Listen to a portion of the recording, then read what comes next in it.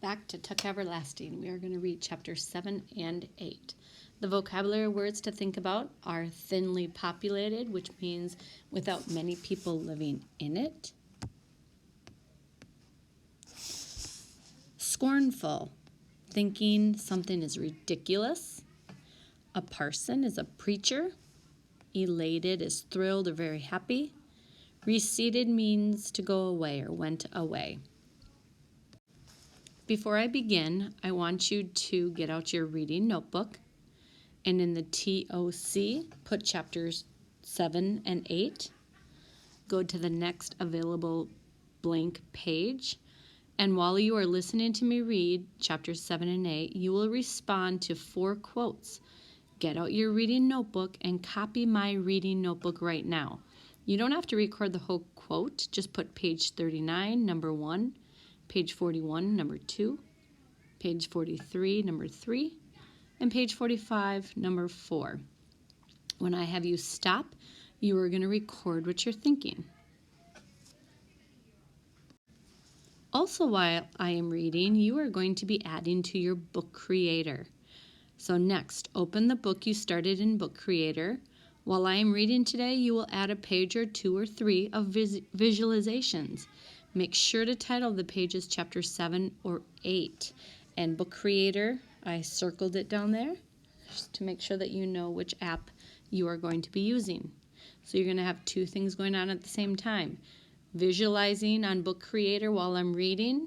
When I stop you, you're going to get out your notebook. So I'm just going to reread a little bit of chapter 6 to make sure we remember where we are. "Look here, Winnie Foster," said Jessie.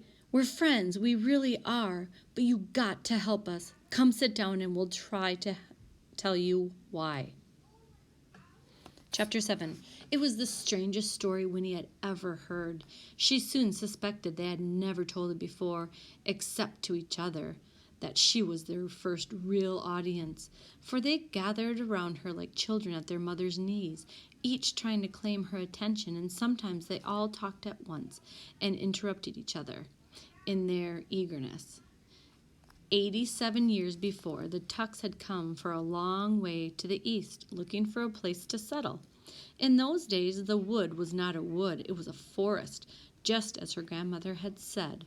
A forest that went on and on and on. They had thought they would start a farm as soon as they came to the end of the trees, but the trees never seemed to end. When they came to the part that was now the wood and turned from the trail to finding a camping place, they happened on the spring. "It was real nice," said Jessie with a sigh. "It looked just the way it does now. A clearing, lots of sunshine, that big tree with all those knobby roots. We stopped and everyone took a drink, even the horse." "No," said May, "the cat didn't drink. That's important." "Yes," said Miles, "don't leave that out. We all had a drink except for the cat." "Yes," said Miles. Well, anyway," Jessie went on, "the water tasted sort of strange. But we camped there overnight, and Pa carved a T on the tree trunk to mark where we'd been, and then we went on." They had come out of the forest at last, many miles to the west, had found a thinly populated valley, had started their farm. "We had put up a house for Ma and Pa," said Miles, "and a little shack for Jessie and me. We figured we'd be starting families of our own pretty soon and would want our own houses." "That was the first time we figured there was something peculiar," said May. Jessie fell out of a tree. "I was way up in the middle," Jessie interrupted, "trying to saw off some of the big branches before we cut her down. I lost my balance and fell." "He landed plumb on his head," said May with a shudder. "We thought for sure he'd broken his neck. But come to find out, it didn't hurt him a bit." "Not long after," Miles went on, "some hunters came by one day at sunset. The horse was out grazing by some trees, and they shot him. Mistook him for a deer, they said. Can you fancy that? But the thing is, they didn't kill him. The bullet went right on through him and didn't hardly even leave a mark. Then Pa got snake bite, and Jessie ate the poisonous toadstools. And I cut myself," said May. "Remember, slicing bread?"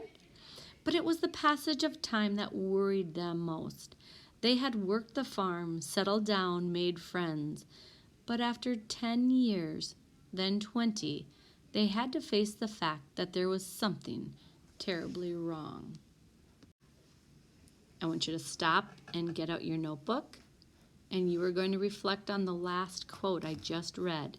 But after 10 years, then 20, they had to face the fact that there was something terribly awful. So just in a few sentences, record your thinking. That's stop number 1. All right, now you can put your notebook to the side and get out your book creator and visualize what I'm reading. None of them was getting any older. I wasn't more than 40 by then, said Miles sadly. I was married, I had 2 children, but from the look of me, I was still 22. My wife, she finally made up her mind I'd sold my soul to the devil. She left me. She went away and took the children with her. I'm glad I never got married, Jessie put in. It was the same with our friends, said May. They come to pull back from us. There was talk about witchcraft, black magic. Well, you can't hardly blame them, but finally we had to leave the farm. We didn't know where to go. We started back the way we come, just wandering. We was like gypsies. When we got this far, it changed, of course. A lot of the trees was gone. There was people and tree gap. It was a new village. The road was here, but in those days it was mostly just a cow path. We went on into what was left of the wood to make a camp, and when we got to the clearing and the tree and the spring, we remembered it from before. It hadn't changed, no more than we had, said Miles, and that was how we found it out. Pod carved a T on the tree, remember, 20 years before, but the T was just where it had been when he done it. That tree hadn't grown one whit in all that time. It was exactly the same. And the T he'd carved was as fresh as if it had been put there. Then they had remembered drinking the water. They and the horse, but not the cat.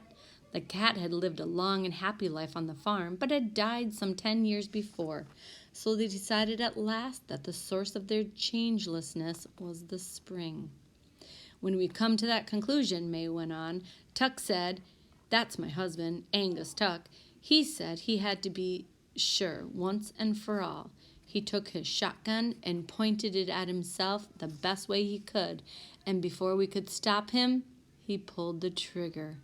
There was a long pause. Ma's fingers laced together in her lap, twisted with the tension of remembering. And at last she said, the shot knocked him down, went into his heart. It had to, the way he aimed, and right on through him. It scarcely even left a mark, just like you shot a bullet through water, and he was just the same as if he'd never done it. After that, we went sort of crazy, said Jessie, grinning at the memory. Heck, we was going to live forever. Can you picture that, what it felt like to find that out? But then we sat down and talked it over, said Miles. We're still talking it over, Jessie added, and we figured it'd be very bad if anyone knowed about that spring, said May. We begun to see what it would mean. She peered at Winnie. Do you understand, child? That water, it stops you right where you are. If you'd had a drink of it today, you'd stay a little girl forever. You'd never grow up, not ever. We don't know how it works or even why, said Miles. Pa thinks it's something left over from some other plan for the way the world should be, said Jessie. Some plan that didn't work out too good, and so everything was changed, except that the spring was passed over somehow or other. Maybe he's right. I don't know. But you see, Winnie Foster, when I told you before I'm 104 years old, I was telling the truth. But I'm really only 17. And so far as I know, I'll stay 17 till the end of the world. Now get out your notebook or move your iPad to the side and reflect on the last quote. And so far as I know, I'll stay 17 to the end of the world. This is stop number 2, page 41. We're on to chapter 8. Winnie did not believe in fairy tales. She had never longed for a magic wand, did not expect to marry a prince, and was scornful, most of the time, of her grandmother's elves. So now she sat, mouth open, wide-eyed, not knowing what to make of this extraordinary story. It couldn't, not a bit of it, be true. And yet, it feels so fine to tell somebody, Jessie exploded. Just think, Winnie Foster, you're the only person in the world besides us who knows about it. Hold on now, said Miles cautiously. Maybe not. There might be a whole lot of others, for all we know, wandering around just like us. Maybe, but we don't know them, Jessie pointed out. We've never had anybody but us to talk about it. Winnie, isn't it peculiar and kind of wonderful? Just think of all the things we've seen in the world, all the things we're going to see. That kind of talk will make her want to rush back and drink a gallon of the stuff, warned Miles. There's a whole lot more to it than just Tuck's good old times, you know. Oh, stuff, said Jessie with a shrug. We might as well enjoy it, long as we can't change it. You don't have to be such a parson all the time. Remember, a parson was a preacher? I'm not being a parson, said Miles. I just think you ought to take it more serious.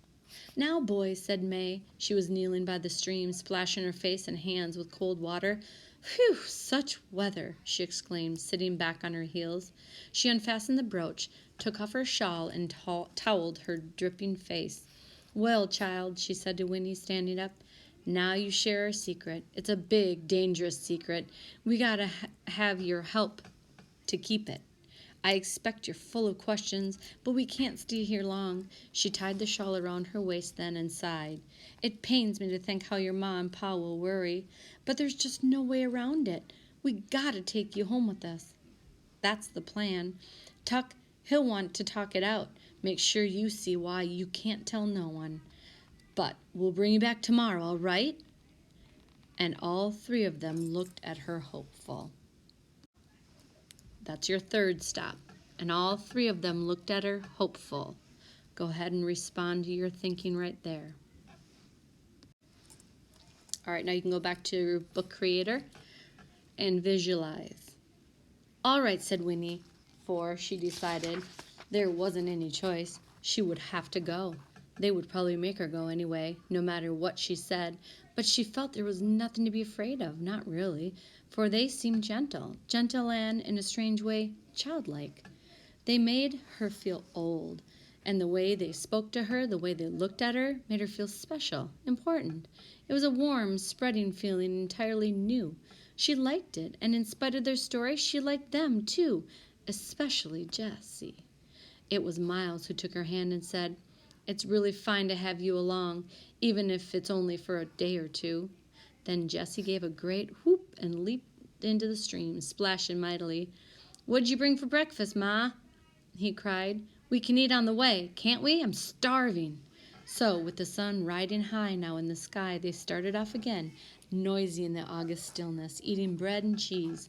Jessie sang funny old songs in a loud voice and swung like a monkey from the branches of trees, showing off shamelessly for Winnie, calling to her, Hey, Winnie Foster, watch me, and look what I can do.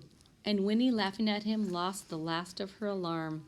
They were friends, her friends. She was running away after all, but she was not alone, closing the gate on her oldest fears as she had closed the gate of her own fenced yard. She discovered the wings she'd always wished she had, and all at once she was elated. Remember, elated means really excited. Where were the terrors she'd been told she should expect? She could not recognize them anywhere.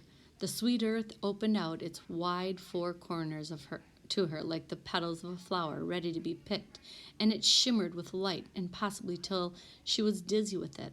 Her mother's voice, the feel of home, receded. Remember, receded means to go away for a moment, and her thoughts turned forward. Why, she too might live forever in this remarkable world she was only just discovering.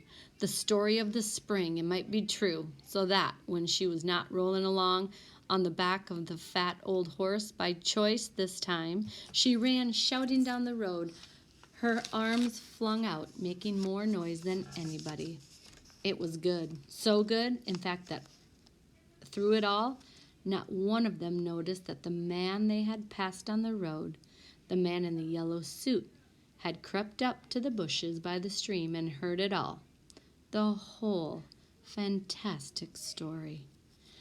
Nor did they notice that he was following now, beside the road, far behind his mouth, above the thin gray beard, turned ever so slightly toward a smile.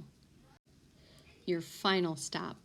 His mouth, above the thin gray beard, turned ever so slightly toward a smile. I want you to reflect on that.